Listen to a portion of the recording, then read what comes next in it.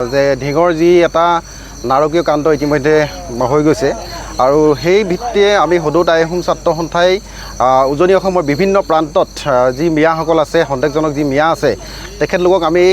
এসপ্তাহ সময়সীমা বান্ধি দিছিলোঁ আৰু সেই উদ্দেশ্যে আমি মৰাণৰ দাঁতিকাষৰীয়া অঞ্চল তথা ডিব্ৰুগড় জিলাৰ বিভিন্ন প্ৰান্তত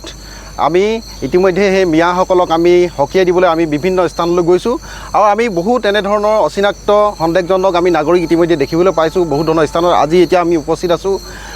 খোৱাং গেমনৰ এই এটা প্লাণ্টত আমি উপস্থিত আছোঁ। ইয়াত সম্পূৰ্ণ মিয়া ইয়াত সন্দেহযুক্ত মিয়া ইয়াত আছে বহু 25-30জনমান আছে আৰু এনেধৰণৰ বহু ধৰণৰ প্লাণ্ট আছে য'ত নেকি মিয়া সন্দেহজনক মিয়া আছে তাত তেখেতলোকে ইতিমধ্যে কৰ্ম নিয়োগ হৈ আছে আৰু ইতিমধ্যে আমি তেখেতলোকৰ লগত যেতিয়া আমি কথোপকথন কৰিছোঁ তেখেতলোকে কিন্তু কোনো ধৰণৰ অসমীয়াত তেখেতলোকে কথা পাতিব পৰা নাই। গতিকে এনেধৰণৰ সন্দেহজনক নাগৰিকৰ কাৰণে আমাৰ বাই ভনীসকলক তেখেতলোকে আহি ইয়াত থাকি পিনে নিৰ্যাতন কৰি ধৰ্ষণ কৰি ৰেপ কৰি এই মাৰ্ডাৰ কৰিবলৈ তেখেতলোকে সাহস কৰিছে। গতিকে আমি সদৌ টাই আহোম ছাত্ৰ সন্থাই আজি দুদিন ধৰি আমি বিভিন্ন স্থানত এনেধৰণে আমি যিসকল সন্দেহজনক মিয়া আছে তেখেতলোকক উজনি অসম ত্যাগ কৰিবলৈ আমি তেখেতলোকক আমি হকিয়াই দিছোঁ আৰু আমি বিভিন্ন স্থানৰ যিবিলাক আমাৰ গাঁৱে ভূঞে যিবিলাক